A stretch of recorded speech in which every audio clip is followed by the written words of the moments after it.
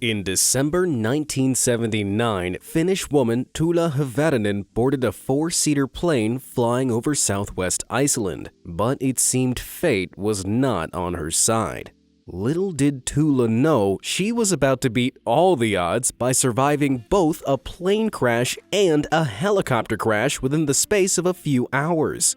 To find out more about this mind-boggling event, plus plenty more that'll make you say, what are the odds? Just stick around for this episode of 1 in a Million Coincidences You'll Have to See to Believe. Bucket List Bravery. What's on your bucket list? Visit the Eiffel Tower, swim with the dolphins, get the perfect body? 17-year-old Rebecca Townsend from Connecticut had just 3 things on hers. 1. Kiss in the rain. 2. Fly to Spain. And 3. Save a life. The goals were part of a school assignment, and over the next few years after writing it, Rebecca had ticked off the first 2. She flew to Spain with her family and kissed her boyfriend in the rain. After graduating from high school in 2015, Rebecca was due to attend Notre Dame, but tragedy struck on July 2nd. That fateful night, while on the way back from a fireworks display, Rebecca and her friend Ben Arn were hit by a car. Sadly, Rebecca did not survive the accident, but it seems like she managed to complete her bucket list in her final moments. The last thing Ben remembers from that night is Rebecca pushing him out of the way of the car and telling him to hurry, saving his life and sacrificing hers in the process. Rebecca's family set up a Facebook page in their daughter's memory called Remembering Rebecca, and in the years since, people all over the world have been committing small acts of altruism in her name. We should all be a bit more like Rebecca Townsend, don't you think? If you're struggling for things to put on your bucket list, here's an idea. Become a #1 Be Amazed fan. Of course, the first step to ticking that beauty off is to smash those like and subscribe buttons and to show that little bell icon some love to make sure you never miss out on any amazing content. All done? Let's get back to it. Canine intuition.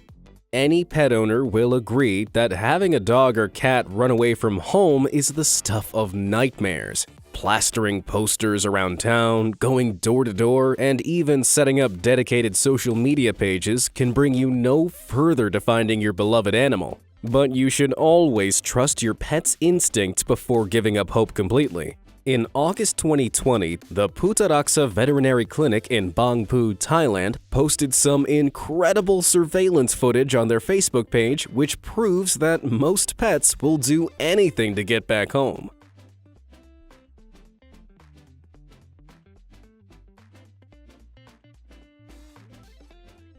At first, the staff probably thought the little black puppy waiting on their doorstep was a local stray, but that couldn't be further from the truth. When someone eventually let the dog inside, the vet recognized it as one of their own patients. Apparently, this pup had been receiving monthly vaccinations at the clinic since it was just 1 month old. When the dog ran away from home and got lost on the busy streets, he was able to follow his nose to the familiar vets where he could ask for help. Luckily, the vet was able to reunite the pup with his owner, who was overjoyed after being separated from her beloved animal for around 15 hours. I'm not crying, you are. Thrill of the chase. This next one was sent in by an anonymous viewer, but we'll call him Jim for story purposes. According to Jim, who's now in his 60s, it all took place in the early 1970s in Westland, Michigan when he was still a teenager. Jim and his friends would ride their bikes on private property, with the owner's permission, that was adjacent to the John Glenn High School and separated by a small wooded area. One day, the owner decided to sell the property and revoked permission to ride there. But Jim and his pals had no idea and only discovered they were trespassing when a police car arrived one Saturday afternoon. The teenagers panicked and decided to flee through the woods, knowing the cop car was unable to follow them. Assuming the cops had given up altogether, Jim stayed to ride some more until an officer on a motorbike showed up about 15 minutes later. Thinking fast, Jim took off into the woods again. But he knew the cop bike could go wherever his mini bike could. With the officer hot on his tail, Jim rode past the school onto the suburban streets and made it home, which was about a mile away. Although he was relieved to have made a lucky escape, he wondered why the cop never caught up with him. Then, 20 years later, Jim was talking to his brother, a fellow motorbike enthusiast, who mentioned that he worked with a former policeman at the Ford Livonia transmission plant, who claimed he only ever had one accident while working as a motor officer. Apparently, he'd been chasing a kid on a mini bike who drove down the school pedestrian walkway, and he jammed his bike trying to go through the poles at the end of the path. The officer went door to door looking for Jim, but eventually gave up. When Jim's brother showed his coworker a photo of his brother's old motorbike, he knew instantly it was him. Thankfully, the only thing hurt in the process of this insane coincidence was the officer's pride and some damage to his old bike. Pretty neat story, huh? If any of you guys have any more incredible coincidences you'd like to share, make sure to write in at coincidences@beamazed.com and you might earn yourself a shout out in a future episode. Now, let's get back to the juicy stuff. Runs in the family.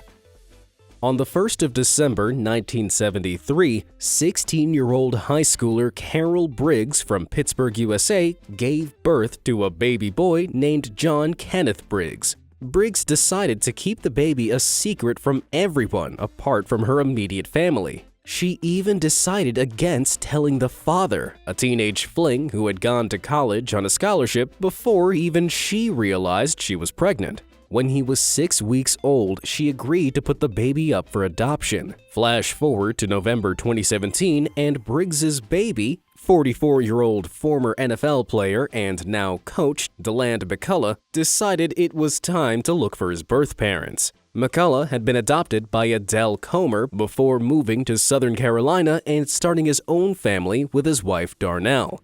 New laws in Ohio and Pennsylvania had called for the unsealing of adoption records, and McCullough finally received his adoption papers in the mail. His original birth certificate showed his birth name, John Kenneth Briggs, and the name of his mother, Carol Denise Briggs, but there was no mention of his father. After tracking down his mother on Facebook, McCullough couldn't wait to ask about his father. But when Briggs spoke his name, Sherman Smith, McCullough nearly passed out. Not only had he known his father for 28 years, but Smith was also his running coach and mentor who McCullough had looked up to since he was 16 years old. People had always joked how alike the two looked, but neither thought anything of it.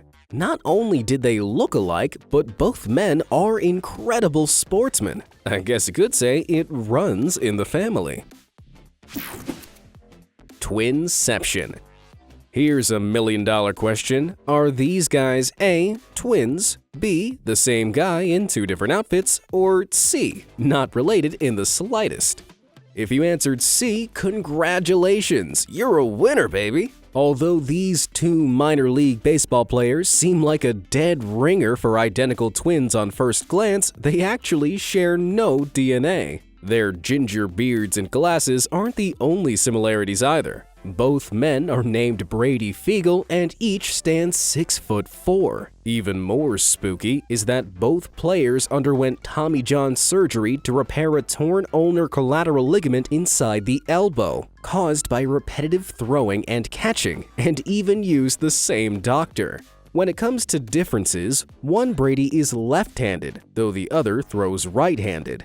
While one Brady is 24 years old and plays for a single-A affiliate of the Oakland Athletics, but the other is 29 and pitches for the Texas Rangers AAA club.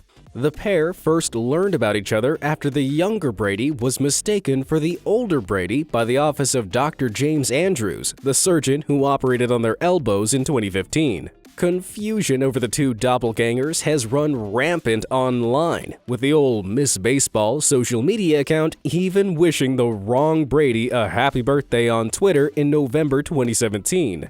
In February 2019, the two players decided to settle the score for good by meeting for the first time and taking a DNA test. Unfortunately, the tests only confirmed what they already knew. The pair do not share any DNA. Just good genes, I guess.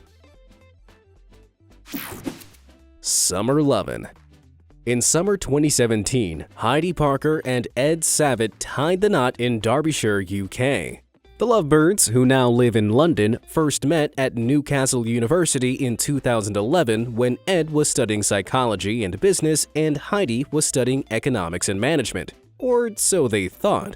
They got talking when Ed messaged Heidi asking her how to use the tumble dryer in his student accommodation, as she had been a previous tenant. Now there's a new pickup line. 4 years after they started dating, the couple went for dinner with both of their mothers in southwest London. During the dinner, Heidi's mother, Kay Parker, mentioned that Heidi had a holiday romance with a boy called Ed when she was 6 years old. The group laughed at the coincidence but didn't think much of it, until 2 weeks later when Kay was rummaging in the attic and came across a photo of her daughter with the boy from their family holiday to Turkey in 1997. Shockingly, Kay instantly recognized him as Heidi's current boyfriend, Ed. Ed's family then dug out their own photo album from the same holiday and found more photos of the duo.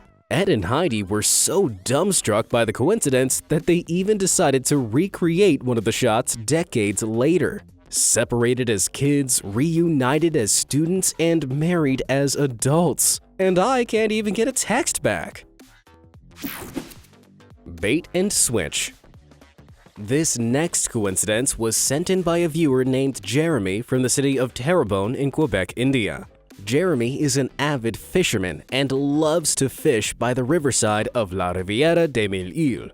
Although it's a fun hobby, fishing there can sometimes get difficult when the water is low, because the lure can often get stuck at the bottom of the river. On the 20th of June 2019, Jeremy prepared to go fishing at the river and grabbed his favorite lure, which had already brought him great luck catching walleyes and carps in the past. But not long into the trip, the lure got caught at the bottom of the river and broke off. Distraught, Jeremy swore never to replace the lure. Then, almost a year later, on the morning of the 16th of June 2020, he cast his line when it snagged on something big. Excited by the prospect of a juicy catch, Jeremy brought in the line to discover it was nothing but a branch.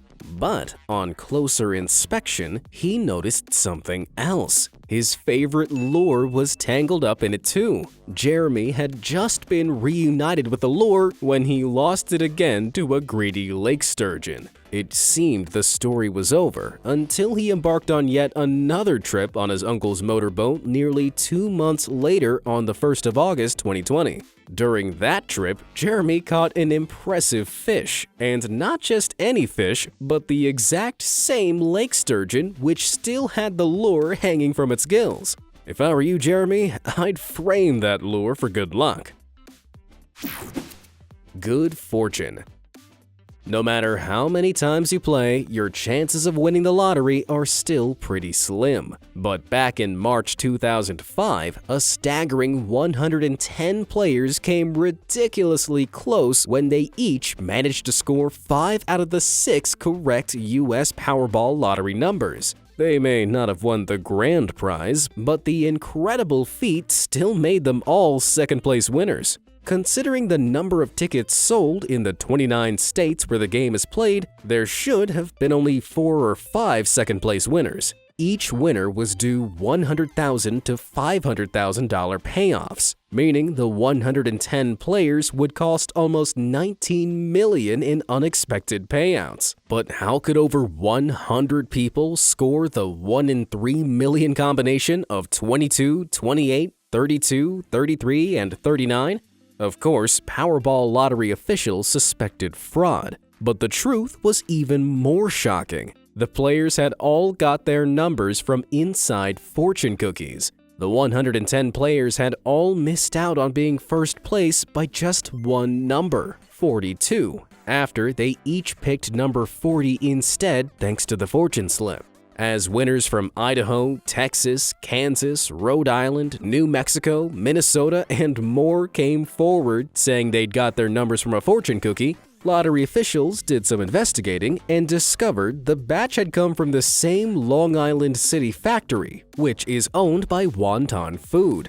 Derek Wong from Wonton Food said number combinations go out in thousands of cookies a day after workers put numbers in a bowl and picked them out randomly. The whole thing might have been one incredible coincidence, but the unexpected second-place winners almost exhausted the $25 million reserve held for unusual situations. I guess that's just the way the cookie crumbles. Luckiest shot.